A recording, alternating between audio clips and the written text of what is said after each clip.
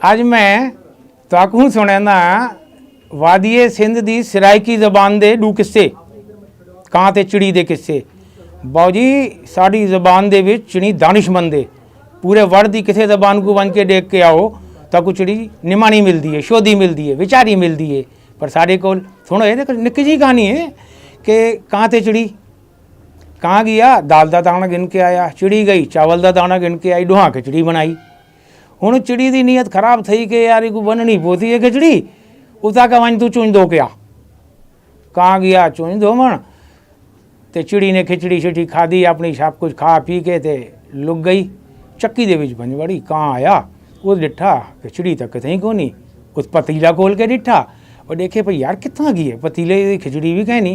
वो बड़ी कावड़ चढ़ी कि ये कितना मैं अज चिड़ी कोई खा वेंदा। बस वो लभण लगा तो पूछल नज़र आ गई। उस चिड़ी को चुंज पा के ते पूछल चू नप के बाहर कट के मैं तेको खाना। चिड़ी तो पिटण पै गई। हाय हाय साकू तो किसे धो के भी ना खादा, असां साफ सुथरे थी वेंदे। हुण आखन के यार हुण कां तो ठहरा कां गिन गया वो दरिया ते वन के धो के दो चुंज पा के ते धो के मैं हुण तक खादा। चिड़ी भला रोवण लग पड़ी। हाय हाय साकू तो कहें सुका के भी ना खादा कुरकुरे थी वेंदे। हूँ कहाँ शोधा को धुपते रख दी। चिड़ी सुक गई, कम सुके तो मारी उडारी के हाय हाय कां ने चिड़ी को धोता भी सुकाया भी वाली खा न तगा चली उड़ गई पुर। इसी तरह दूसरी किस्सा है वो थोड़ा वड्डा है। ओके कां ते चिड़ी आपस में दोस्तन। उन्हें आपस में गल की यार जैसे बच्चे पहले थी से ना उन्होंने खासूं ते चिड़ी के बच्चे पहले थी गए। कां आया धरुकदा तेरे बाल खाते हैं। हूँ चिड़ी को चिंता लगी आए मैं चुन दो क्या चुन दो की तो शोधा कितना मजे दरिया ते दरिया को अगर मैं को पानी दे मैं चिड़ी के बच्चे खावने। उसका का कटोरी गिना तो गिन मंज पानी। हूँ कटोरी की तो शोधा गया कुम्हार कोल तो कुम्हार को बना कटोरी दे। उसका कही यार मिट्टी गिना मैं तो कटोरी बना देना। शोधा मिट्टी कोल गया। उसका का तू इवें कर हिरन दे सिंग गिना ते वो पट गिन मैं कूँ तो बस गिन वने। अगले शोधा भाईदा गया हिरन अपने सिंग में को देचा। उसा के साकू कुत्ते गिना वो साकू मारे तो बल सिंग तू गिन वने। हूँ शोधा कुत्ते दे कोल गया कि यार आओ जरा सिंगा को मारो को हिरणा को मारो तो मैं को सिंग गिन दो।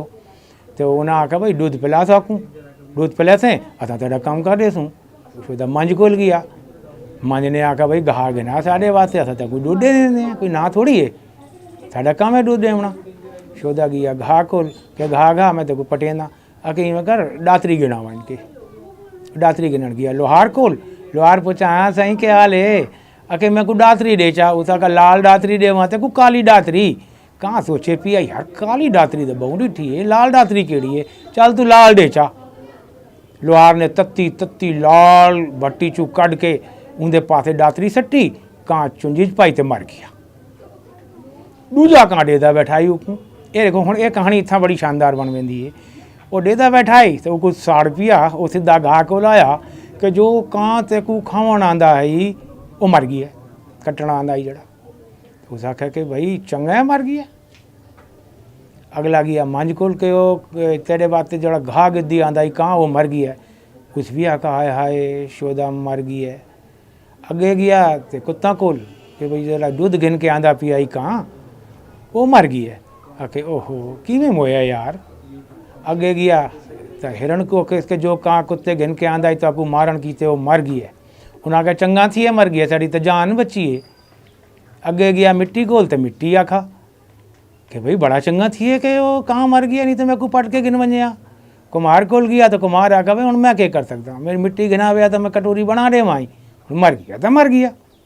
अगे गया पानी कोल पानी भी वो जवाब दिता। मतलब सीधी गल है कि कां वल पहुँच गया उसे चिड़ी कोल कि चिड़ी राणी जेड़ा कां तेरे बच्चे खावन आंदा है वो मर गया। अगे इंदे केड़ी नवी गाल दसंदा पी मैं को पहले पता है कि वो मर वे सी। मैं उकू इहो जे कम लाया है कि वो वल के आ भी नहीं सकता। जो आ भी वनिया तो इतो टाइम तो इतनी दिहाड़े लग गए कि मेरे बालों के खंभ भी निकल आए। वो देख हुण उड़न लग पैन। वो देख ओ एक ओ बैठे एक ओ बैठे ठीक है ना।